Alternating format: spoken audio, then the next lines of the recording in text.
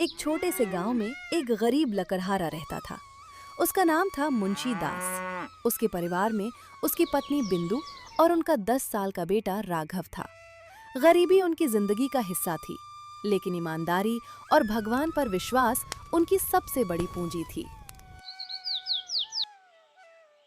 हे प्रभु, आज भी हमारे परिवार की रक्षा करना, मुंशी दास को सुरक्षित रखना, राघव तव को अच्छा इंसान बनाना। माँ, आप रोज इतनी देर तक पूजा क्यों करती हैं? बेटा, भगवान पर विश्वास रखने से मन मजबूत होता है। मेहनत हम करते हैं, लेकिन फल वही देते हैं। तो मैं भी आज से रोज आपके साथ पूजा करूंगा। यही तो मैं चाहती हूँ। बिंदु, मैं जंगल जा रहा हूँ। आज अगर ज्यादा लकड़ी मिल गई तो घर के लिए थोड़ा चावल भी ले आऊंगा। सावधानी से जाना, जल्दी लौट आना। बाबा, मैं भी चलूं? अभी नहीं बेटा, पहले पढ़ाई करो। समय आने पर जंगल भी दिखाऊंगा। मुंशी दास रोज कई किलोमीटर पैदल चलकर जंगल पहुंचता था। तेज धूप, ऊंची पहाड़ियां और कांटों से भरे रास्ते उसके लिए आम बात थे।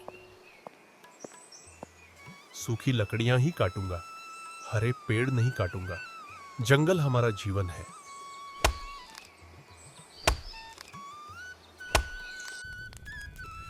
माँ, हमारे घर में इतने कम पैसे क्यों हैं? क्योंकि तुम्हारे पिता मेहनत की कमाई खाते हैं। गलत रास्ते से पैसा कमाना आसान है, लेकिन ईमानदारी सबसे बड़ी दौलत होती है। मैं बड़ा होकर आपकी सारी परेशानी दूर करूंगा। भगवान तुम्हारी बात सच करें। मुंशी दास, आज सिर्फ 200 रुपए दूंगा। मालिक, इतनी मेहनत के बाद सिर्फ 200? लेना है तो लो, नहीं तो छोड़ दो। ठीक है, परिवार भूखा नहीं रहना चाहिए। बाबा आ गए। बस 200 रुपए। चिंता मत करो, भगवान सब देख रहे हैं।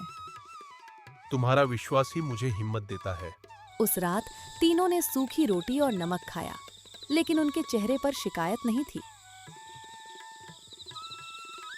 बाबा, मैं बड़ा होकर आपको जंगल नहीं जाने दूंगा। बस मेहनत और ईमानदारी कभी मत छोड़ना। हे प्रभु, आज का दिन अच्छा बनाना। आज जंगल थोड़ा और अंदर जाऊंगा, शायद ज्यादा लकड़ी मिल जाए। सावधान रहिएगा बाबा।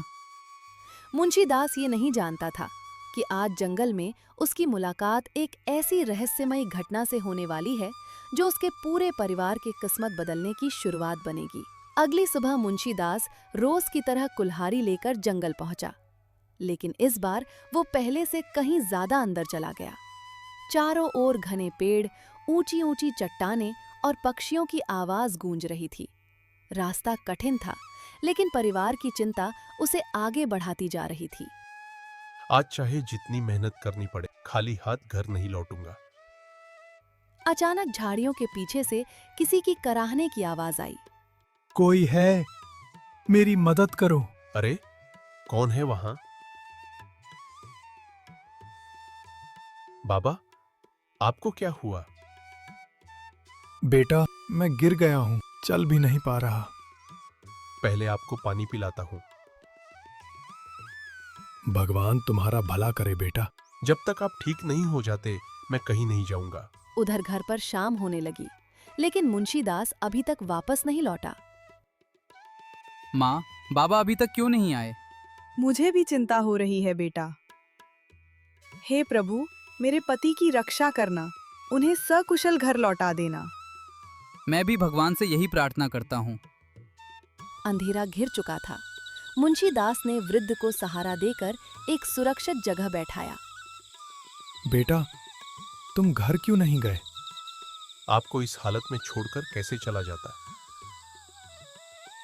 अगर तुम्हारा परिवार चिंता करेगा तो? भगवान उनकी भी रक्षा करेंगे।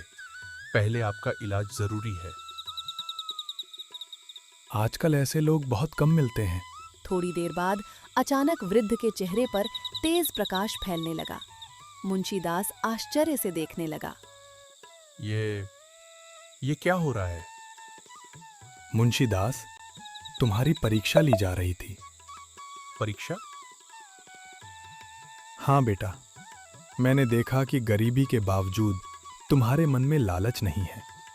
तुमने अपनी कमाई छोड़कर मेरी सेवा की।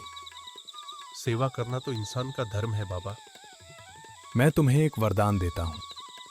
मुझे धन नहीं चाहिए बाबा, बस मेरा परिवार सुखी रहे। यही तुम्हारी सबसे बड़ी अच्छाई है। जंगल के पूर्वी हिस्से में एक सूखा पेड़ है। उसके नीचे तुम्हारे भाग्य का द्वार छिपा है। लेकिन याद रखना, कभी लालच मत करना। सुबह होते ही मुंशीदास जल्दी जल्दी घर की ओर चल पड़ा। बाबा आ गए। आप पूरी रात कहाँ थे? हम दोनों बहुत घबरा गए थे। रास्ते में एक घायल बाबा मिले थे, उनकी सेवा करता रहा। भगवान ने आपको सेवा का अवसर दिया। और जाते जाते उन्होंने मुझे एक अजीब बात बताई। क्या कहा बाबा ने? उन्होंने जंगल के एक सूखे पेड़ के बारे में बताया। अगर वह सच्चे संत थे तो उनकी बात जरूर सच होगी। बाबा, मैं भी आपके साथ चलूंगा। ठीक है बेटा, लेकिन पहले भगवान का नाम लेकर चलेंगे। मैं पूजा करके आप दोनों को तिलक लगाती हूँ। भगवान हमेशा आपके साथ रहेंगे। अगली सुबह घर से निकलने से पहले बिंदु ने भगवान की आरती की, दोनों के माथे पर तिलक लगाया और हाथ जोड़कर प्रार्थना की।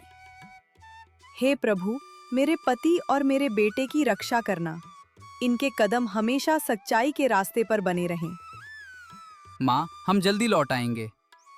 चिंता मत करना बिंदु, भगवान हमारे साथ हैं। दोनों पिता पुत्र जंगल की ओर निकल पड़े। उन्हें नहीं पता था कि सूखे पेड़ के नीचे ऐसा रहस्य छिपा है जो उनकी पूरी जिंदगी बदल देगा। कई घंटे तक दोनों जंगल में चलते रहे। अचानक उन्हें एक बहुत बड़ा सूखा पेड़ दिखाई दिया। वही पेड़ जिसका जिक्र उस रहस्यमयी बाबा ने किया था। बाबा, क्या यही वही पेड़ है? हाँ बेटा, लगता तो यही है। तो अब क्या करें? बाबा ने कहा था कि इसके नीचे हमारे भाग्य का द्वार छिपा है। चलो धीरे धीरे खुदाई करते हैं। दोनों पिता पुत्र काफी देर तक मिट्टी खोदते रहे। अचानक फावड़ा किसी कठोर चीज से टकराया। बाबा, कुछ मिला है? सावधानी से निकालो बेटा। अरे, ये तो एक बड़ा लोहे का संदूक है। पहले इसे बाहर निकालते हैं। दोनों ने मिलकर भारी संदूक बाहर निकाला। जब उसे खोला तो उनकी आंखें आश्चर्य से फैल गईं। बाबा, इसमें तो सोने के सिक्के हैं। हे भगवान, अब तो हमारी गरीबी खत्म हो जाएगी। रुको बेटा, बिना सोचे कोई फैसला नहीं करेंगे। लेकिन बाबा, ये तो भगवान का वरदान होगा। हो सकता है, लेकिन यह किसी और की अमानत भी हो सकती है। तो अब क्या करेंगे? पहले गांव के मुखिया को बताएंगे। अगर इसका कोई मालिक नहीं होगा तभी इसे अपना मानेंगे। आप सच में बहुत अच्छे इंसान हैं बाबा। उधर घर पर बिंदु भगवान के सामने दीपक जलाकर बैठी थी। हे प्रभु, मेरे परिवार को कभी गलत रास्ते पर मत जाने देना।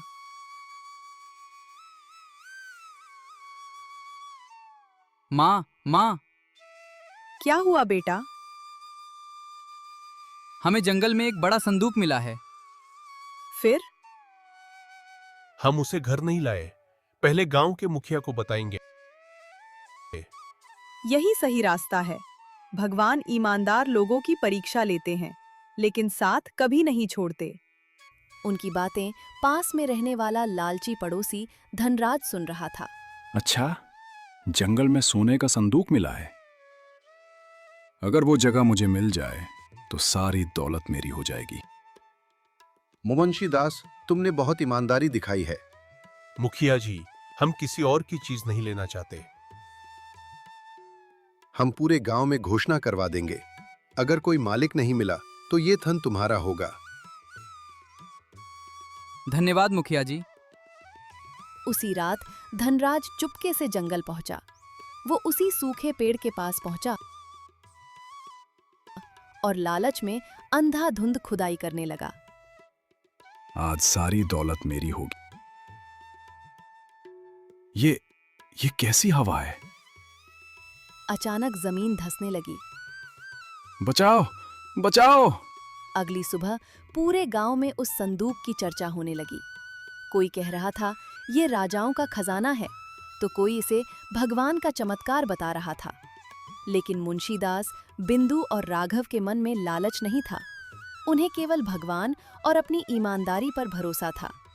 उन्हें नहीं पता था कि असली फैसला अभी बाकी है।